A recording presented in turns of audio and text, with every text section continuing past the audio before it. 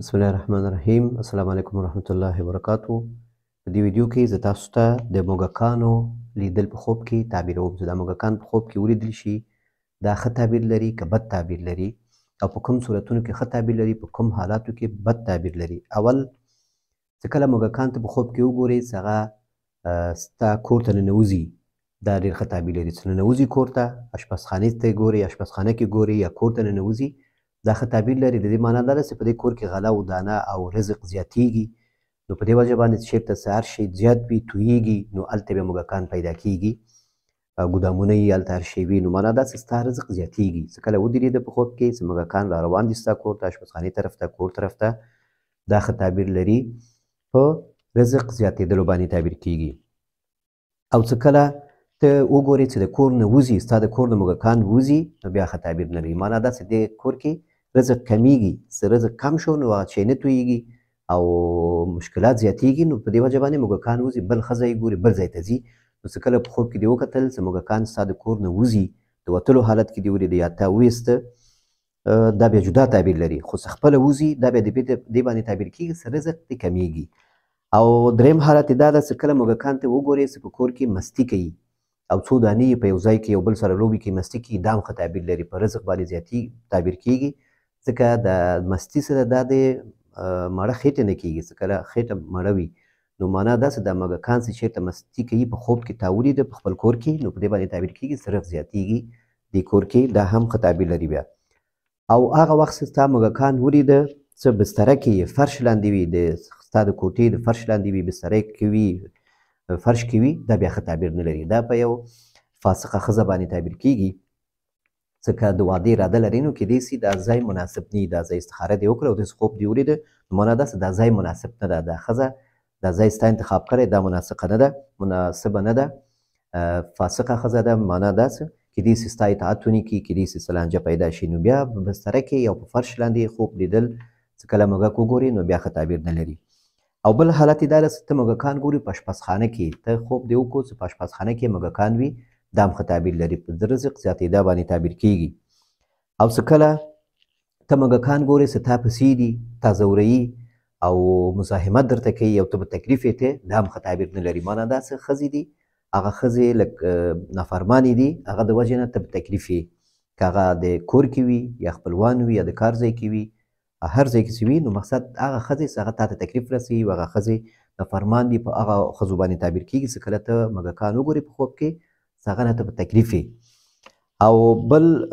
چې کله عادي حالت کې موږکان، یو موږک دوه موږک په خوب کې ګوري، بیا بیا همداسې موږک په خوب کې وګورې، په ځای معلوم نه وي چې کوم ځای کې دی، خو یو موږک دې په خوب کې ولید، دا په څه مشکلاتو باندې تعبیر کېږي چې ستا نفسي مشکلات ده او سوچونه او تشویشونه دي، دا درته پیدا شوي دي، په دې باندې هم تعبیر کېږي. او په فقر باندې هم تعبیر کېږي چې کله یو موږک دې ولیده، چې ډنګر موږک دې ولیده، نو په فقر باندې هم تعبیر کېږي. او چې کله تا دا موږک دې ولیده، یو موږک دې ولیده او هغه په عادي حالت کې دې ولیده او د اولاد دغه غوښتنه دې کوله، د اولاد مسله او حمل و، دا په هلک باندې بیا تعبیر کېږي، په هلک باندې چې هلک الله تعالی زوی درکوي درته. او بیا چې کله ته موږکان ګورې چې ته وژنې موږکان ختموې، ورپسې کېږي چې ووژنې او وژنې، دا هم بیا ښه تعبیر لري. تعبیر یې په همدې باندې کېږي چې ته یو هغه زنانه نافرمانې، چې هغه ځینې زنانه دي چې هغه د سوالګر په نوم یا بل په نوم باندې کور ته راځي یا د کار ځای ته راځي او هغه نه ته په تکلیف یې، نو معنا دا چې دا تکلیف تا نه رفع کېږي چې کله تا موږک وژل په خوب کې. او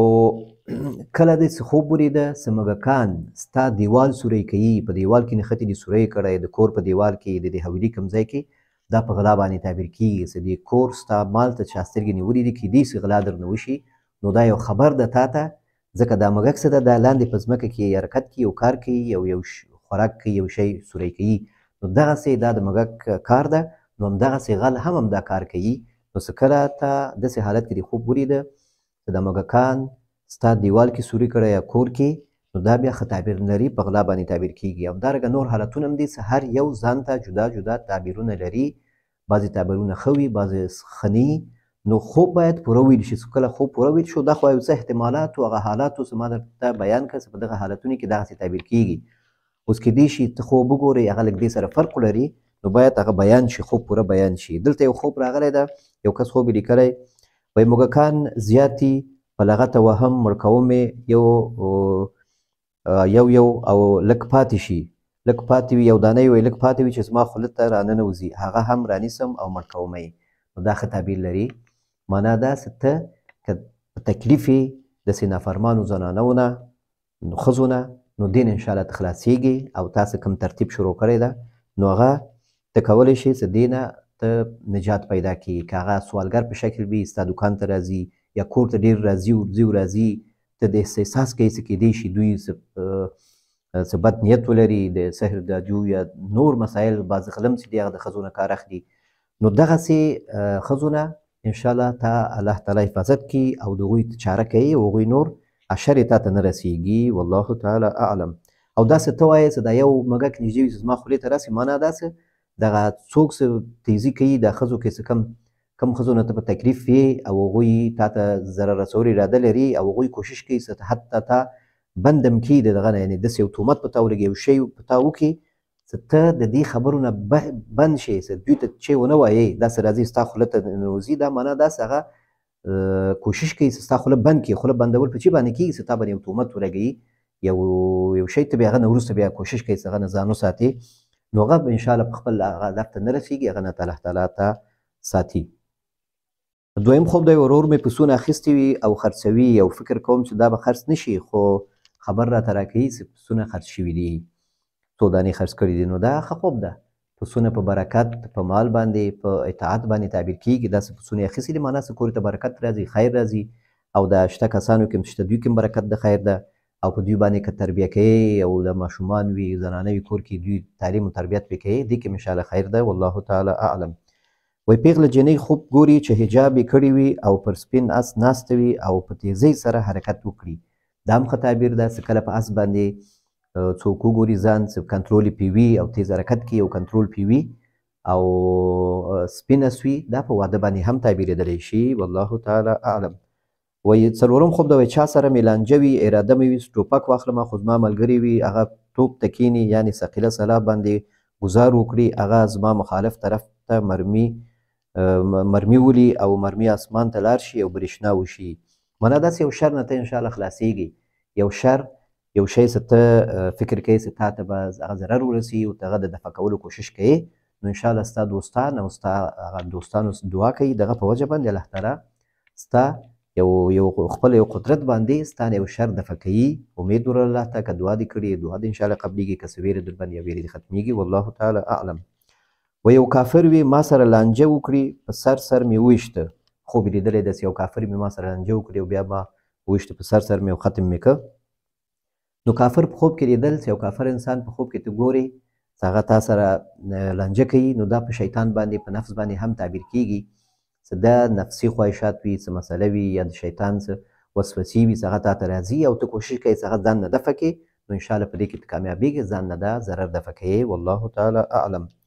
شپږم خوب ده وایي مور مې وایي چې په خوب کې یوه ښځه زموږ کور ته راځي له ځانه سره